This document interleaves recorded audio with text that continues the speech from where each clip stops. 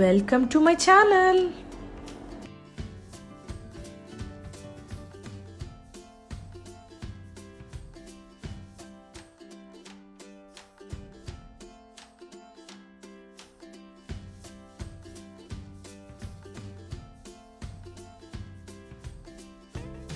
Hi అండి, welcome back to my channel Uma Reddy's vlog. నేను మీ రేష్మాని. ఎలా ఉన్నారండి అందరు? నేనైతే చాలా బాగున్నానండి. మీరు అందరు కూడా చాలా బాగా సేఫ్ గా హెల్దీగా ఉన్నారని నేను అనుకుంటున్నాను. సో ఈ రోజు మన వీడియో వచ్చేసరికి ఈ రోజు నేను ఒక మంచి రెసిపీ అనేది మీ అందరికి చేసి చూపించాలనుకుంటున్నానండి. అది వచ్చేసరికి ఐకియా వాళ్ళది మీట్ బాల్స్. నేను నిన్న ఐకియాకి వెళ్ళానండి. సో అందుకే నేను నిన్న అప్లోడ్ చేయలేకపోయాను వీడియో. సో ఈ రోజు నేను ఈ ఐకియా మీట్ బాల్స్ ని ఉపయోగించి మనం ఎలా కర్రీ అయినా చేసుకోవచ్చో నేను ఈ రోజు మీకు చూపిస్తానండి. అలాగే మన వీడియో అనేది చాలా బాగుంటుంది. సో లాస్ట్ వరకు మీరు తప్పకుండా చూడండి. అలాగే మనం ఇప్పుడు ఈ ఐకియా మీట్ బాల్స్ తోటి రెసిపీ అనేది స్టార్ట్ చేసేద్దామా? రెసిపీ స్టార్ట్ చేసే ముందు ఎవరైతే ఫస్ట్ టైం నా ఛానల్ చూస్తున్నారో తప్పకుండా ఛానల్ సబ్స్క్రైబ్ చేసుకోండి, లైక్ చేయండి, మీ ఫ్రెండ్స్ అందరికి షేర్ చేయండి. సో ఇంకెందుకండి time waste, let's start our video.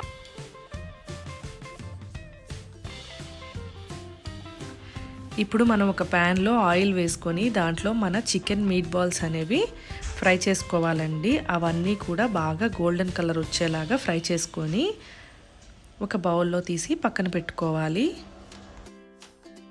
ఇంకొక ప్యాన్ తీసుకొని దాంట్లో ఆయిల్ వేసుకొని ముందుగా మనం గరం మసాలాస్ కొంచెం ఫ్రై చేసుకోవాలండి. అవి ఏంటంటే జీడిపప్పు, బాదం పప్పు, మిరియాలు, అలాగే కొద్దిగా లవంగాలు, యాలుక. అలాగే మళ్ళీ అవన్నీ ఫ్రై పక్కన పెట్టేసుకొని దాంట్లోనే మనం ఆనియన్స్ వేసుకోవాలి. ఈ ఆనియన్స్ కొద్దిగా గోల్డెన్ కలర్ వచ్చేలాగా చూసుకోవాలండి. ఇప్పుడు మనం దీంట్లోనే కొద్దిగా అల్లం వెల్లుల్లి పేస్ట్ వేసుకుందాము. ఇది కూడా వేసుకొని బాగా ఫ్రై చేసుకొని దీంట్లో మనము పచ్చిమిర్చి, మనకి పచ్చిమిర్చి కానీ కారం కానీ ఏదైనా సరే మనకు రుచి తగ్గట్టు వేసుకోవచ్చండి. అలాగే దీంట్లో ఒక చిన్న టమాటో కట్ చేసుకొని వేసుకున్నాను.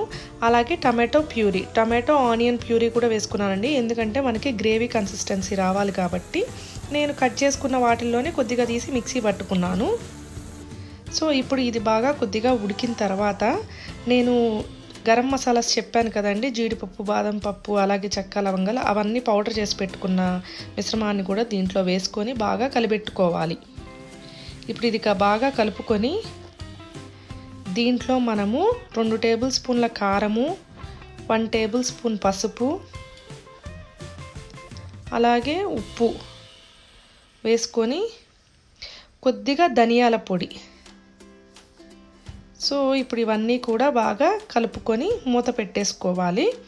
ఒక 5 మినిట్స్ తర్వాత కొంచెం బాగా దగ్గర పడుతుందండి ఇది గ్రేవీ. ఈ గ్రేవీలో మనం కొద్దిగా వాటర్ వేసుకొని గ్రేవీ కన్సిస్టెన్సీ లాగా చూసుకోవాలి. ఇది థిక్ అయిపోతుందండి, ఎందుకంటే మనం దీంట్లో జీడిపప్పు కూడా ఉపయోగించాము. అందుకని ఎంత పల్చగా ఉన్నా కూడా మనం ఆపిన తర్వాత స్టవ్ అది మనకి థిక్ అనేది అవుతుంది.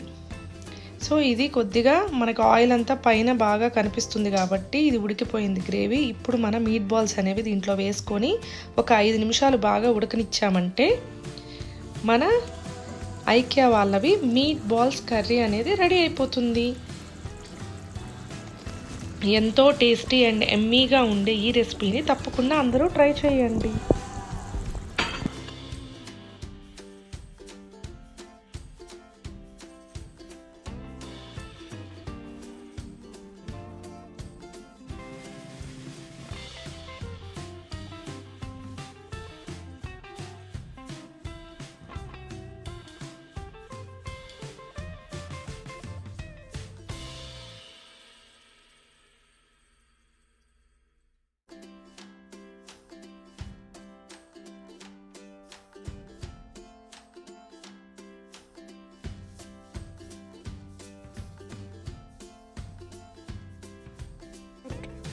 Welcome back.